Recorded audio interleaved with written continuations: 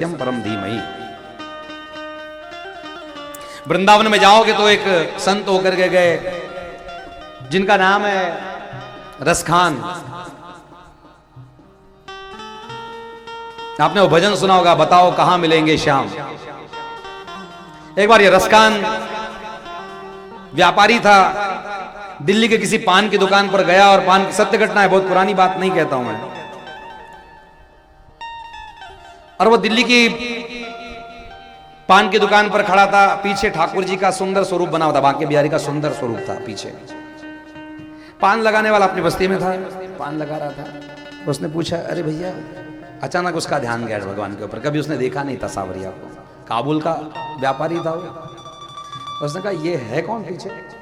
उसके मस्त में कन्हैया, श्याम है इसका नाम। अच्छा श्याम है, ठीक है।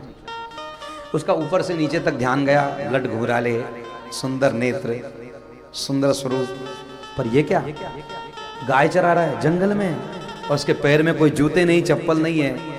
उसके मन में ये चटपटी लगी कि कितना प्यारा बच्चा है। उसे लगा कोई यहीं का नजदीक का कोई बच्चा होगा, श्याम होगा, कोई श्याम।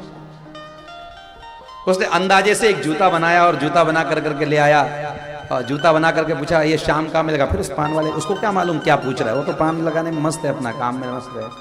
बोले श्याम कहाँ मिलेगा? बोले वृंदावन में। वृंदावन में चल पड़ा, वृंदावन दिल्ली से। और वृंदावन में जाते जाते उसने सबसे पूछा, शाम कहाँ है, शाम क्या है? वृंदावन में तो जो जाओगे सब कोई शाम मिलेंगे आपको। जिसका नाम नहीं भी शाम होगा तो भी शाम लिखते हैं। हमारे पास झांके वाले 50 आते हैं तो सबका पूछा ना है नाम, भैया क्या नाम है, तो अमुक। आजकल तो जो कीर्तनकार जहां जहां हो रहे हैं सब लोग कहते वृंदावन वासी, सब पूरे नाव लेता। राय राणा खेड़ा पाड़ा मान पुढे लिखस वृंदावन वासी। अरे भाऊ असं नको करू रे, लोग इसलिए छळू नको रे तू रे।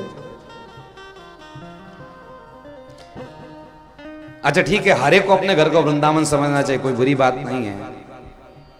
पर लोग झूठ के आधार पर दुनिया चलाते हैं। उसने शाम शाम पता पूछते पूछते वृंदावन पहुंचा, और वृंदावन पहुंचने के बाद में किसी ने कहा शाम, तो कहा कि वो तो वहाँ बांके बिहारी मंदिर का रास्ता बता दिया। सुबह से शाम हो गई, शाम का पता पूछते पूछते किसी एक साधु ने कहा कि कौन से शाम को ढूंढ रहे? बोले वो जिसके लट घुंघराले हैं, जो गाय चराता है, जो बांसुरी बजाता है। अच्छा वो शाम, तो बांके बिहारी मंदिर का रास्ता बता दिया।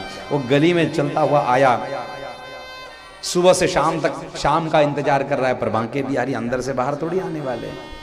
वो इंतजार कर रहा है, कहाँ मिलेंगे शाम, बताओ कहाँ मिलेंगे शाम, बताओ कहाँ मिलेंगे शाम।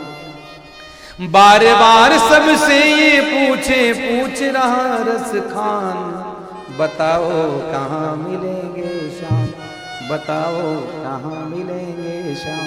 सबसे पता पूछते पूछते गया, और ठाकुर जी ने देखा अब ये मेरे बिना रह नहीं सकता, बड़ा थक गया, हार गया। सायंकाल की रात्रि की आरती संपन्न हुई, सब लोग चले गए, और भगवान सामने आकर के प्रकट होकर के आए।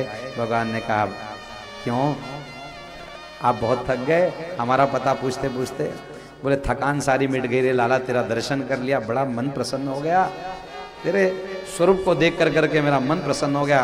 तेरे पैरों में जूते नहीं ना? बोले हाँ बाबा जूते नहीं है मेरे पैरों में।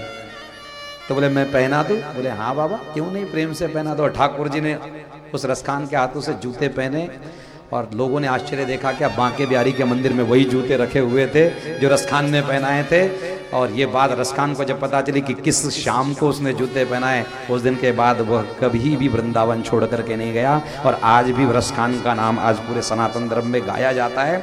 ये हमारा भगवान है, इसको किसी भी जाति धर्म का झंझट नहीं होता।